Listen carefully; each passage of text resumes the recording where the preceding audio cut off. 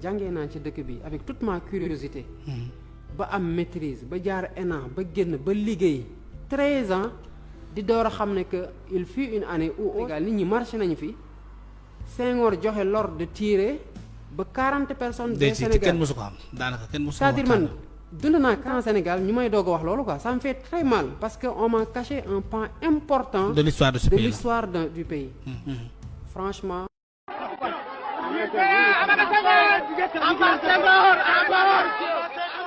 Souvenez-vous, c'était le 1er décembre à Dakar. Ce jour-là, les Sénégalais, pour la première fois depuis leur indépendance, votaient pour se choisir une Assemblée nationale et un président de la République. Un seul candidat, Léopold Sédar Senghor, homme politique et poète, chef de l'État depuis 1958. Une liste officielle, celle de son parti. L'opposition a choisi un autre terrain, son terrain, la rue. Une manifestation groupant plus de 10 000 personnes se forme dans la Médina. Des cris fusent de toutes parts, Abba Senghor, tous au palais.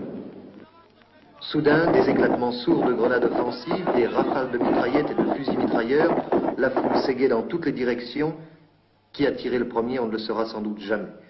Mais le bilan est lourd au soir de cette journée, 40 morts, 250 blessés. Monsieur le Président, ce doit être une grave décision que celle de donner l'ordre de tirer sur une foule, même de manifestants. J'aurais pu vous retourner la question et vous dire, demandez cela à l'opposition qui a commencé par faire tirer sur le service d'ordre. Le service d'ordre avait des instructions pour ne tirer qu'en cas de dernière extrémité, que si elle était en état de légitime défense. C'est ce qui s'est produit. Les manifestants qui étaient de chômeurs et dont la plupart n'étaient pas des Sénégalais ont tiré sur le service d'ordre. Après les sommations, le service d'ordre a été obligé de tirer. Vous savez combien l'exercice de la démocratie est difficile en Afrique, mais tant que je serai là, je tâcherai de maintenir la démocratie. Dakar est pourtant habituellement une ville sans histoire.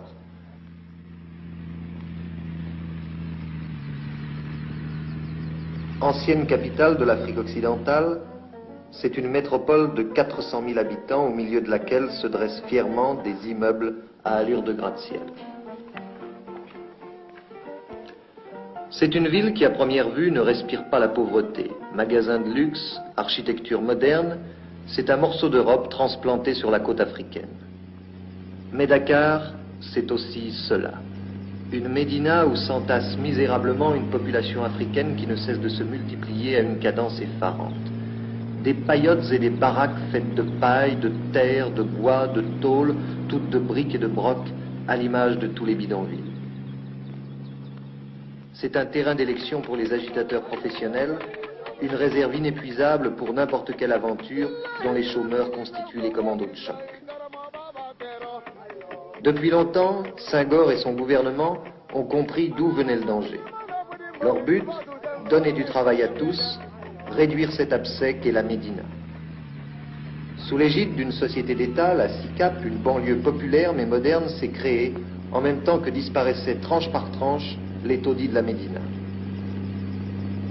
Les Africains y sont relogés dans des pavillons agréables, à des conditions financières défiant sans doute toute concurrence. 10 000 francs de loyer par mois pour accéder en 10 ans à la propriété. Dans 7 ans, toute la Médina aura été remplacée par cette cité-jardin. Mais malgré les efforts du gouvernement, reste entier le problème du chômage et son corollaire, la mendicité. Les petits Africains y sont passés maîtres. Leur tactique prend d'ailleurs un aspect parfois pittoresque. Voilà ce qui se passe lorsque vous désirez garer votre voiture sur une plage. Et pour quelques pièces de plus, vous aurez même droit à une poésie récitée avec un accent inimitable. Labourez ses enfants, travaillez, prenez de la peine, c'est le fond qui manque le moins. Un riche laboureux s'entend sa ma prochaine, fit venir ses enfants et leur parla sans témoin. Gardez-vous d'agriculture. Devant de l'héritage que nous sont laissés nos parents. Un trésor est caché, non, mais je ne sais pas l'endroit. Un peu de courage, vous le ferez trouver. Creusez, fouillez, Bécher, ne laisser ni place où la main passe et repasse. C'est tout? Oui. C'est de qui le laboureur et ses enfants? Hein? C'est de qui, tu sais? Victor Hugo. Très bien. La misère des quartiers pauvres forme un contraste étonnant non seulement avec les belles villas de la ville européenne, mais aussi avec les immeubles administratifs, le palais de justice, l'Assemblée nationale, le centre administratif. Tout cela a été construit grâce à l'aide de la France. Monsieur le Président, en 1958, un pays a dit non à la France. On a dit à ce moment-là qu'il divorçait d'avec la France. Vous et un certain nombre d'autres pays africains avez choisi, un peu plus tard, la séparation. Mais une séparation dont on a dit à l'époque qu'elle était assortie, si vous me permettez le terme, d'une pension alimentaire. Les Français se demandent quelquefois pourquoi donner tout cet argent aux États africains. Vous, chef d'État africain, pouvez-vous leur répondre? Je vous répondrai que tout pays africain touche une pension alimentaire, que ce soit de l'Est ou de l'Ouest. Et je pense que l'expérience de ces dernières années a prouvé que les États européens, par rapport à nous, avaient à peu près la même politique. Objectivement d'ailleurs, je le reconnais, et j'en suis reconnaissant à la France. C'est la France qui, par tête d'habitants, dépense le plus pour l'aide aux pays sous-développés. Je pense que cette aide est dans la nature des choses et que c'est justice. Il y a un genre humain. Donc, il y a une solidarité humaine. Les nations les plus développées doivent aider les nations les moins développées. D'ailleurs, il ne suffit pas de toucher une aide importante de l'extérieur. Encore faut-il savoir utiliser cette aide, et c'est pourquoi le Sénégal a préféré aller progressivement à l'autonomie, puis à l'indépendance. Et les résultats sont probants. Voyez notre développement, voyez notre revenu par tête d'habitant comparé aux autres États. Par exemple, le Sénégal dépense pour l'enseignement et la santé plus de 8 milliards de francs CFA, c'est-à-dire plus que le budget total de chaque pays africain francophone, sauf la Côte d'Ivoire, le Cameroun et Madagascar. Le Sénégal est un pays à majorité musulmane. Autour de la mosquée, le vendredi, en pleine rue, des milliers de fidèles se prosternent à l'appel du muezzin. Et ce n'est pas un des moindres paradoxes de cette terre de l'islam que son président, Léopold Senghor, soit un catholique convaincu. Ses adversaires essaient d'ailleurs d'attiser le fanatisme religieux des musulmans contre cet infidèle. Leur slogan, c'est la croisade du croissant contre la croix. Depuis 18 ans que j'ai fait de la politique, on a toujours certains, une petite minorité, a toujours employé cet argument contre moi, mais cela ne me gêne pas du tout. Mais parce que demain, on reprochera au président de la République d'appartenir à telle race, à telle caste, à telle région, les adversaires trouvent toujours quelque chose à dire. Le plaisant, c'est que ceux qui emploient cet argument se disent souvent des marxistes-léninistes.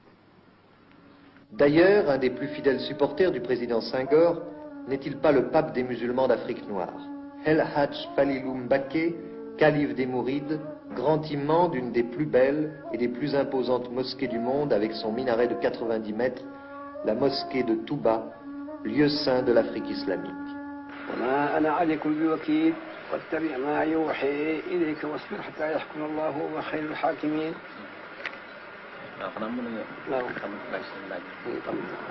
Vous pouvez maintenant, Monsieur Colomès, le calife a fini la lecture de quelques versets du Coran.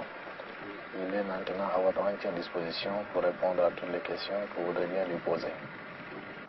On dit au Sénégal que le calife des Mourides est le supporter numéro 1 du président Senghor.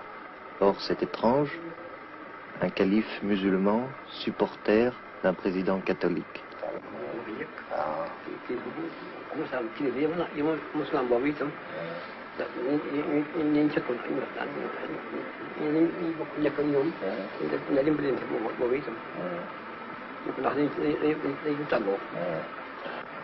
Pour le calife, La politique ne se mêle pas à la religion. Il est musulman, il est le chef de la plus grande confrérie religieuse en Afrique noire, musulmane comme vous dites, et le président Senghor, évidemment, est catholique. Mais le calife ne s'intéresse pas au président Senghor parce qu'il est catholique, il s'intéresse à lui surtout parce qu'il pense que dans le domaine de la conduite des affaires du pays, le président Senghor est le plus apte, le plus capable. Et pour le calife, les intérêts supérieurs du Sénégal sont au-dessus de toute considération. Évidemment, nous n'allons pas demander au président Senghor de diriger les affaires spirituelles des musulmans. Ce qu'on demande au président Senghor, ce n'est pas sa religion, c'est de conduire le Sénégal sur la voie du progrès, de la paix et de la liberté. Et surtout, tout cela dans le respect des valeurs traditionnelles et spirituelles. Un certain vent de bouleversement souffle depuis quelque temps sur l'Afrique et surtout sur les dirigeants qui ont amené leurs pays respectifs à l'indépendance. Regardez M. Sylvanus Olympio, l'Albé Fulbert Youlou au mois d'août, récemment M. Hubert Maga. Vous n'êtes pas inquiet, vous, président Senghor? Inquiet, je suis inquiet pour l'Afrique en général, car l'Afrique a besoin de stabilité. Pour moi, il y a longtemps que j'ai choisi de vivre dangereusement. Le problème pour moi, ce n'est pas de vivre, j'ai 57 ans, j'ai fait ma vie. Le problème, c'est que mon pays vive, et c'est là l'essentiel. Et